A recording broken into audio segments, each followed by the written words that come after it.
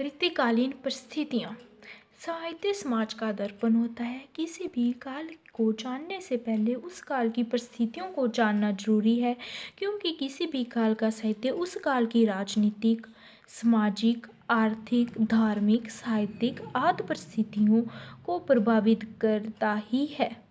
हिंदी काल में रीति काल का समय संवत 1700 से संवत 1900 तक माना जाता है। इस काल की परिस्थितियों का परिचय यहाँ प्रस्तुत है। राजनीतिक परिस्थितियाँ।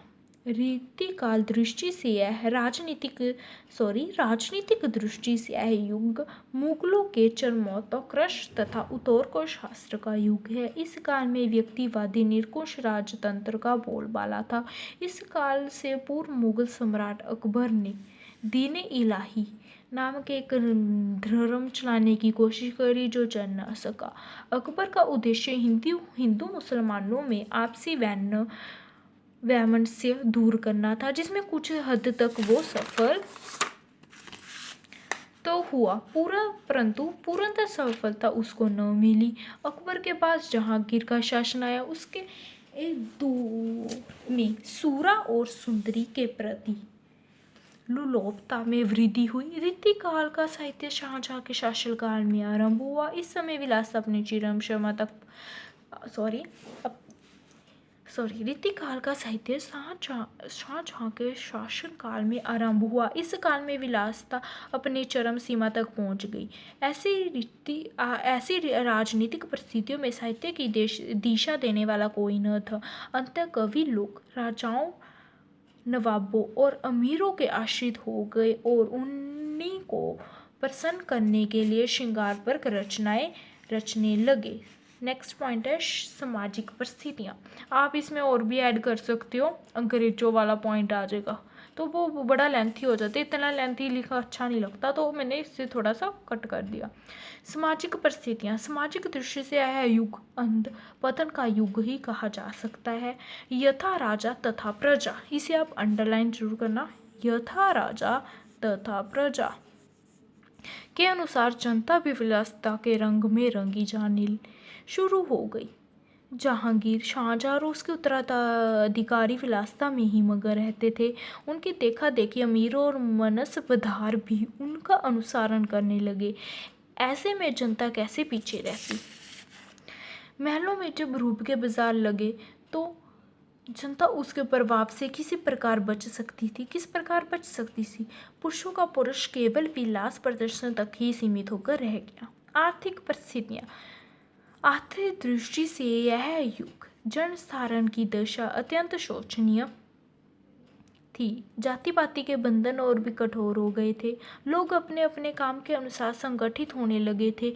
इस काल में उत्पादक और उपभोक्ता दो वर्ग देखने को मिलते हैं। यही कारण है कि इस वर्ग के लोगों ने अपने आश्रयदाताओं को प्रसन्न करने के लिए पुस्तकीय विद्या का सहारा लिया और इसी कारण से उनकी रचनाओं का कला पक्ष जो काम शास्त्र अधिक प्रबल था। नेक्स्ट है फोर्थ पॉइंट, धार्मिक परिस्थितियाँ। धार्मिक दृष्टि से यह युग सभ्यता और संस्कृति के पतन का युग था। इस युग में नैतिक बंधन इतने ढीले हो गए थे कि धर्म किसी को याद ही नहीं रहा। अकबर, जहांगीर और शाहजहां ने जो उदारवादी नीति अपनाई, औरंगजेब के कट्टरपंथी विचारों के कारण यह समाप्त होगी। ऐसे वातावरण में सूर की राधा और तुलसी की सीता एक साधारण रमणी बनकर रह गई। कहना ना होगा कि धार्मिक दृष्टि से यह युग पतन का युग था। साहित्यिक परिस्थितियाँ। साहित्य और कला की दृष्टि से यह युग पर्याप्त समृद्ध कहा जा सकता है।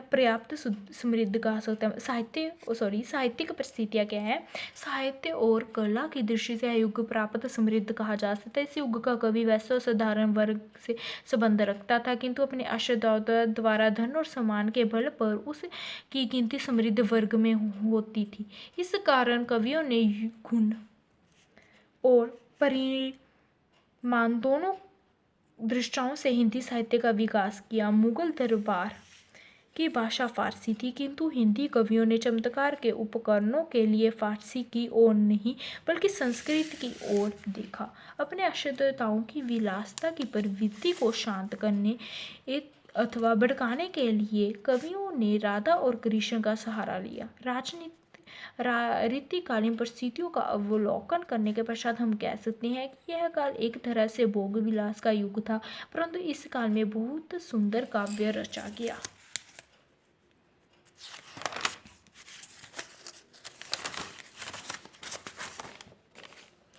अगर आपको ये वीडियो पसंद आए तो प्लीज़ इसे लाइक करना और अपने दोस्तों के साथ भी ज़रूर शेयर करना, और आने वाली वीडियोस को देखने के लिए प्लीज़ मेरे चैनल को सब्सक्राइब करना मत भूलना।